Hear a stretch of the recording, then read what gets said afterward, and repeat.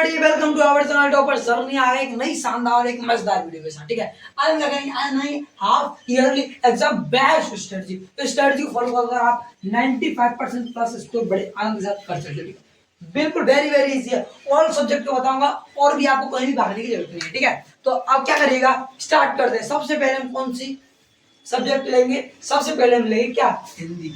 सबसे पहले लेंगे क्या? हिंदी लेंगे। ठीक है, ऑल सब्जेक्ट क्या देखेंगे? सबसे पहले नंबर पर है हिंदी। हिंदी क्या है? एक रीडिंग सब्जेक्ट है। ठीक है, आपको इसको भाई क्या करना है? इसको रीडिंग करना है बस। ठीक है भाई, इसमें अगर आपको रीडिंग करना है और लर्न करने वाली चीजें वो आपको लर्न करना है। जितना आपको सिलेबस में करा दिया हो कि आप ये एग्जाम में 9th और 10th वाले के लिए वो वेरी वेरी बहुत बेस्ट अपॉर्चुनिटी होती है कि जो 10th वाले होते हैं वो इस समय पढ़कर एकदम कंटेस्ट कर आप बोर्ड में बहुत अच्छा स्कोर कर सकते हो, और जो 9th वाले हैं वो इस समय पढ़कर अपने हाफ ईयरली एग्जाम में 9th के जो फाइनल एग्जाम होते हैं उनमें एकदम बेस्ट स्कोर कर सकते हैं। ठीक है, हिंदी में क्या करना है? आपको रीडिंग करना है। ठीक है, बिल्कुल भैया। अब इसके बाद आता है क्या? अब आता है इसके बाद दूसरे नंबर पर क्या आता है? इंग्लिश आता है। अब इंग्लिश में क्या स्ट्रेटजी है? इंग्लिश में भी कुछ नहीं करना। आपके जो स्कूल में जितना भी आपका सिलेबस कराया हो वो आपको लर्न करना है। इंग्लिश में भाई ये दोनों सब्जेक्ट क्या है? ये दोनों सब्जेक्ट क्या है? रीडिंग सब्जेक्ट है। ठीक है, क्लियर हो गया? बिल्कुल क्लियर हो गया। अब इसके बाद तीसरी सब्जेक्ट। अब 3 4 5 5 सब्जेक्ट के बारे में बात करेंगे वैसे हम। अब इसके बाद हम लेंगे क्या? साइंस। ठीक है, साइंस में क्या करना? सबसे मेन साइंस में सबसे मेन है, सबसे मेन चीज है आपकी एनसीईआरटी। ठीक है, सबसे मेन है। और एक चीज देखना, एनसीईआरटी इसमें रिलेट करना है। सेकंड नंबर बात क्या है? एनसीईआरटी को करना प्लस। प्लस क्या करना है?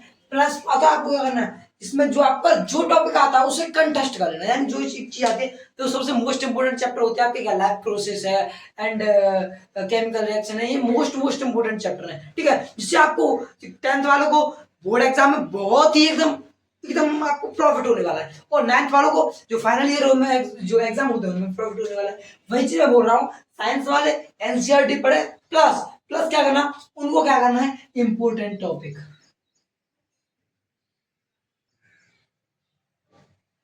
इंपोर्टेंट टॉपिक क्या है? इंपोर्टेंट टॉपिक वो करने जो आप पर आते हैं। यानी देखो, इसमें ऐसा नहीं है भाई सिलेबस बड़ा होता है और आप पर टाइम कम है। समझ रहे हो? सिलेबस बहुत बड़ा है, साइंस का टाइम कम है, तो आप उन सब्जेक्ट को पढ़ें जो आप पर आते हैं पहले से। जैसे आपको शुरू से एकदम लगाते हैं जो जो चैप्टर आपको इजी लगते हैं उन चैप्टर को पहले क्या कर लें? पूरा कंप्लीट कर लें। ठीक है, ऐसा नहीं है कि ऊपर से पढ़ लिया। नहीं, ऊपर से पढ़ोगे तो बहुत दिक्कत बन जाएगी, क्योंकि साइंस वाले सब्जेक्ट से आप ऊपर से पढ़कर नहीं अच्छा स्कोर कर सकते। ठीक है, साइंस में आपको पढ़ना पड़ेगा। जितनी न्यूमेरिकल प्रैक्टिस की जा रही है इतनी करो। न्यूमेरिकल होंगे उनको जितना लगाया जा सकता है आप जितना लगाओ। और एक बात ध्यान रखना, साइंस में प्लस प्लस क्या है? एक और चीज है प्लस क्या? प्लस आपको मॉक टेस्ट नहीं छोड़ रहे हैं।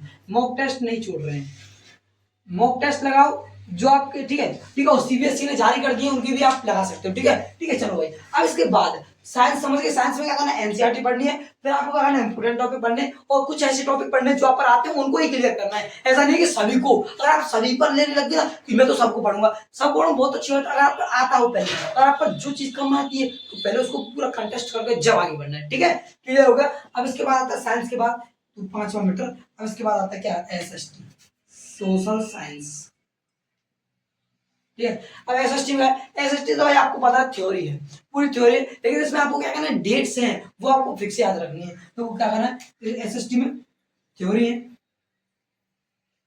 इसमें आपको डेट्स, जो डेट दी हुई है वो आपको वेरी वेरी इंपॉर्टेंट है। कि भैया जो आपको पता है कि डेट्स है कितनी इंपॉर्टेंट है, जिनसे आपका पता है। जैसे आंसर आप आंसर लिखोगे कोई भी, अगर आप उसमें डेट डाटा के लिखोगे ना तो जो टीचर है उस पर बहुत ही इफेक्ट पड़ेगा आपका कि हाँ बच्चा भाई होशियार है, पूरा एक एक टॉपिक लिख रहा है, मेन चीज जरूर लिख रहा है। तो जो टीचर है आपका बहुत इफेक्ट पड़ता है। आपको थ्योरी के साथ साथ डेट्स भी क्या करनी है? याद रखनी है। ठीक है, क्लियर? और उसके बाद और आपको प्लस प्लस में एक और चीज याद रखनी है। प्लस में आपको क्या करना है? मैप नहीं छोड़ना है। बहुत बच्चे क्या करते हैं? मैप तो हम बाद में पढ़ लेंगे। ना ना ना, जो मैप अभी जैसे मैप आपको तुरंत के तुरंत करना है। यानी जितना चैप्टर मान लीजिए आपका 1 से लेकर 8 चैप्टर तक करा दिया है, तो 1 से 8 चैप्टर का आप मैप कर लीजिए बट। ठीक है, क्लियर हो गया? पहले और इसमें थ्योरी पढ़नी है, तो पता है इसमें स्टोरी पूरी डीप में पढ़नी है। ऐसा नहीं ऊपर ऊपर पढ़नी। नो नो नो, आपको डीप में पढ़नी, जिससे क्या हो आप एग्जाम में बैठो कुछ तो लर्न आएगा, कुछ तो ध्यान आएगा कि हाँ ये ऐसा होता है, ऐसा होता है, फिर तो आप बना कर लिख दो।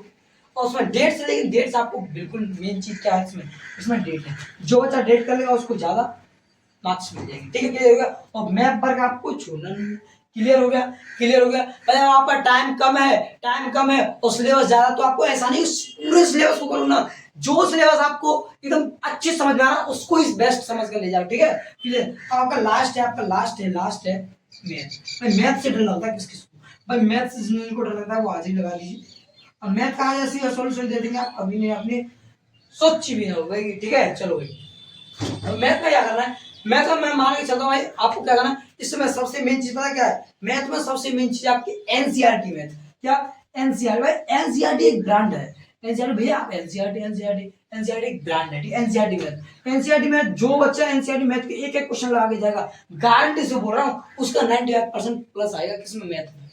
भाई देखो एनसीईआरटी मैथ नहीं ब्रांड है, मतलब इसमें से क्वेश्चन ज्यादा फंसता है। कभी भी आप किसी भी टॉपर का इंटरव्यू देख सकते हो, उसमें ये बोलगा कि मैंने एनसीईआरटी मैथ किया था। और ज्यादा से ज्यादा एक और चीज, ज्यादा से ज्यादा क्या, आप क्या टेस्ट लगाएं, ज्यादा से ज्यादा अगर टेस्ट दें जिसमें आपके मॉक टेस्ट होंगे, ऑनलाइन है आजकल तो ऑनलाइन चलता सब कुछ, तो ऑनलाइन कर सकते हो। एनसीईआरटी मैथ प्लस टेस्ट और प्लस क्या करना है, प्लस क्या करना है, एक एक एक